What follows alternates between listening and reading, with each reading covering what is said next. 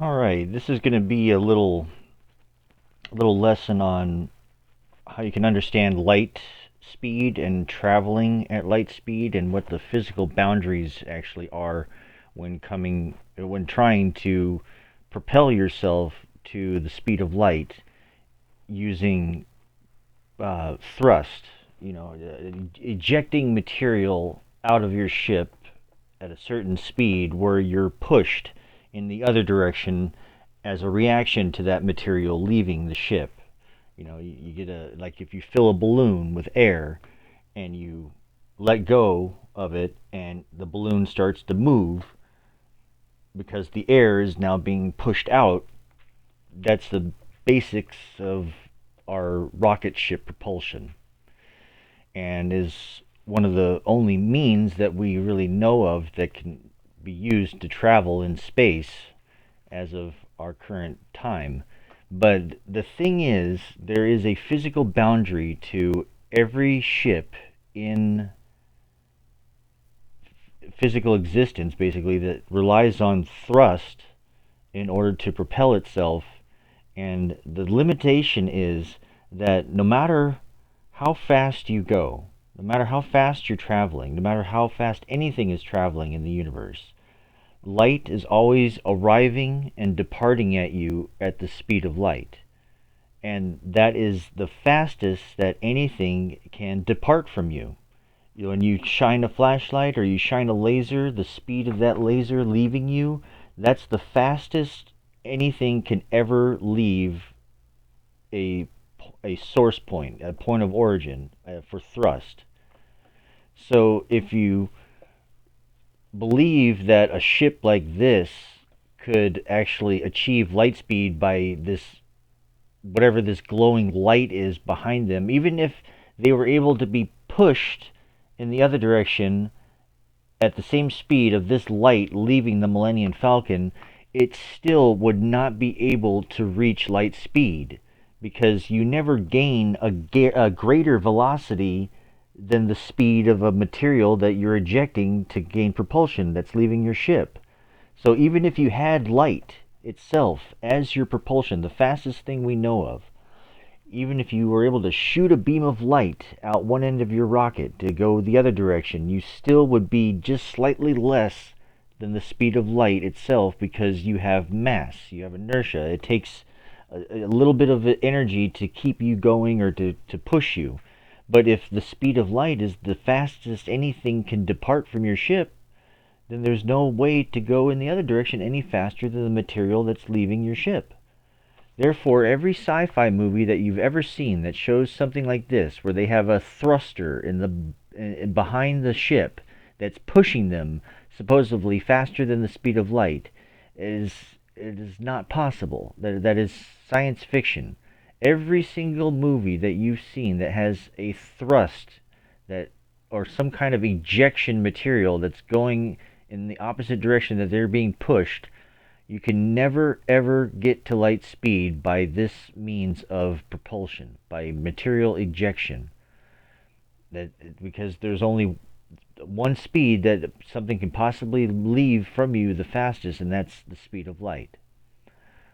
So that is the current physical boundary that we have trying to achieve a means of traveling faster than 300 million meters a second. Now, you notice that I did not say faster than light, because technically nothing can travel faster than light, because light is always going the same speed relative to how fast you are going. You could be going 99% the speed of light from your moment of rest to whatever speed you accelerate to, but the light that departs and arrives from you will always still be at the speed of light. It does not register your movement in the cosmos at all. So, there's two differences there. You will never be able to travel at light speed or the speed of light itself, but that does not mean that there's no means of moving yourself or traveling at 300 million meters a second or faster if you had the means to do so. The trick is trying to figure out the means to do so. Now, there is another way to achieve propulsion or momentum without having to use thrust, and that's by means of a traveling magnetic field. A traveling magnetic field can be used to pull a maglev train, uh, something along a rail.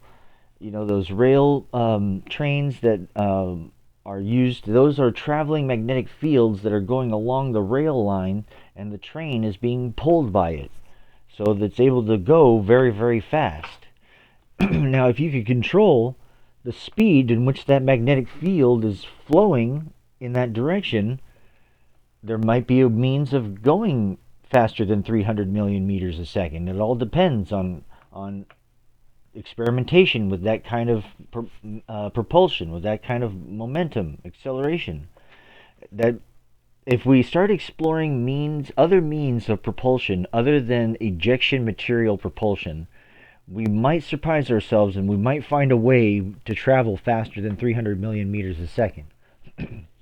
That's only if we believe it's possible.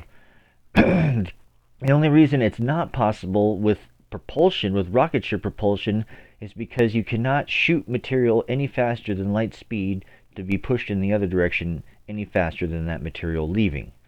That's why the argument was always comes up that you need an infinite amount of energy, quote unquote, in order to get to light speed. Well, that idea doesn't really explain the boundary. The boundary is you would need an infinite amount of energy to try to go to light speed because you can't you can't shoot anything faster than light speed to go in the other direction. It would take an infinite amount of energy to try to do it.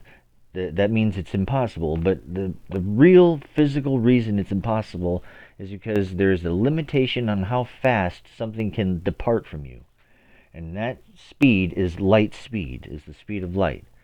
And that's why we can't go any faster in the other direction. And that's what the problem is. If we figure out another physical means of momentum besides this, like this will never work. If you're able to collapse space or make black hole like curvature of space in front of you, then what's to protect your ship from anything being sucked in and colliding with your ship at that point? This is not going to happen because there's no way that you can control yourself from getting into collisions. Like a collision would be inevitable this way. And another thing is wormholes aren't possible because that's another feedback loop. You can't have something stabilize and control it when it's a means of a energetic doorway that might be able to go somewhere else. Like you can't go through a black hole and then come out a white hole and then still be you, a human. You know, you're literally being torn apart atom by atom and thrown through the tiniest hole possible that you can think of and then spat out another hole. There's no way to physically safely travel through that if it was even possible.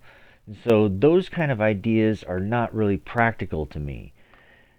Thinking of a way to move, to get movement other than propulsion is, and I do think it's possible, but it just takes an engineering imagination in order to do it.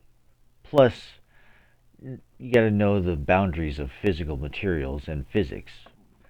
So, there you have it. I hope that lesson clears up some things on why we cannot get to light speed, or the speed of light itself, but being able to travel 300 million meters a second through space could theoretically be possible.